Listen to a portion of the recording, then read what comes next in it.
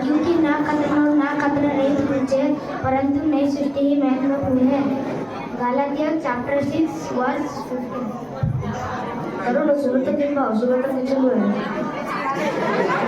करो सृष्टि। सुनो तो किसी ने किंतु दूसरा सृष्टि सारा गलातिया चौरा पंद्रह। Praise the Lord, everyone. I wish you all a very happy New Year. Isaiah chapter 43, verse 18 and 19. Forget the former things, do not dwell on the past. Now see, I am doing a new thing.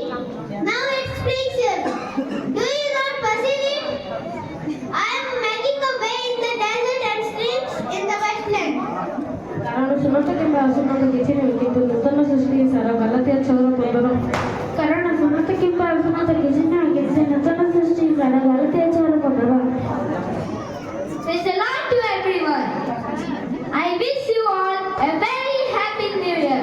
He gives a strength to the faint and strengthens the powerless. Youths may become faint and weary, and young men stumble and fall. But those who trust in the Lord will renew their strength. They will run and not be weary. They will walk and not be faint. Isaiah chapter 40, verse 29 to 31. Amen.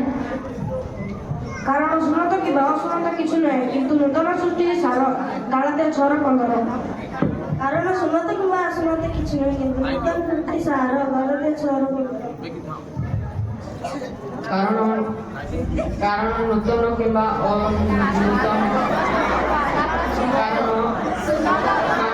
କାରଣ ସୁନତ କିମ୍ବା ଅସୁନତ କିଛି ନୁହେଁ କିନ୍ତୁ ନୂତନ ସୃଷ୍ଟି ହିଁ ସାର ଗଲାତ୍ୟା 6:15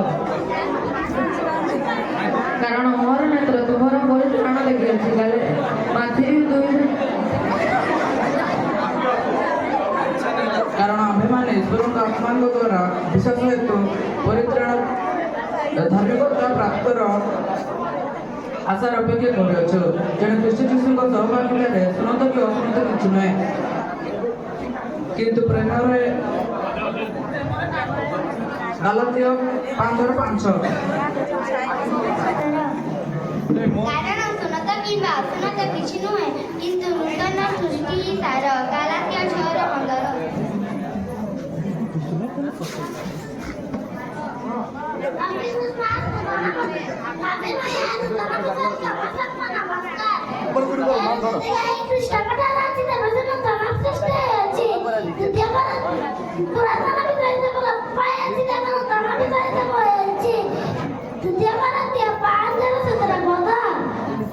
Thank you. ఆపదకాలం నా నేనే గురించి మొదలుపెట్టాము నేను విడిపించలేను हेमानमना सदा प्रभु के धन्यवाद करता मुंबई में पसंद है दीदी नाम से आप सभी लोगों को नमस्कार। Happy new year. आज वो दिन है जो योगा ने बनाया है हम इसे मगर नहीं Very good.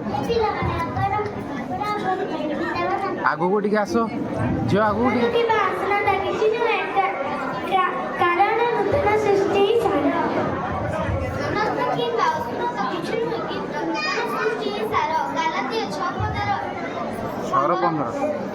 एणु जदि केही ख्रीष्टଙ୍କ ଠାରେ ଅଛି ସେ ନୂତନ ସୃଷ୍ଟି ହୋଇଅଛି ପୁରାତନ ବିଷୟ ସବୁ ଲପା ପାଇଅଛି ଦେଖ ନୂତନ ବିଷୟ ସବୁ ହୋଇଅଛି। ଦ୍ୱିତୀୟ କରନ୍ଥୀୟ 5:17। यारो टिके आसो ସଦାପ୍ରଭୁଙ୍କର ବିବିଧ ଦୟା ସକାଶୁ ଆମେମାନେ ବିନଷ୍ଟ ହୋଇନାହୁଁ କାରଣ ତାହାଙ୍କର କରୁଣା ଶେଷ ହୁଏ ନାହିଁ। ସେହି ସବୁ ପ୍ରତି ପ୍ରଭାତରେ ନୂତନ ତୁମର ବିଶ୍ୱସ୍ତତା ମହତ୍। ବିଳାପ 3:22-23 ପଦ। सदाप्रभु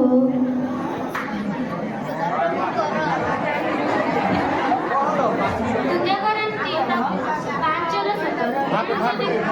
ଏଣୁ ଯଦି କେହି ଖ୍ରୀଷ୍ଟଙ୍କ ଠାରେ ଅଛି ତେବେ ସେ ନୂତନ ସୃଷ୍ଟି ହୋଇଅଛି ପୁରାତନ ବିଷୟ ସବୁ ଲୋପ ପାଇଅଛି ଦେଖ ନୂତନ ବିଷୟ ସବୁ ହୋଇଅଛି। କାରଣ ସୁନତ କିମ୍ବା ଅସୁନତ କିଛି ନୁହେଁ କିନ୍ତୁ ନୂତନ ସୃଷ୍ଟି ସାର ଗଲାତ୍ୟା 6:15।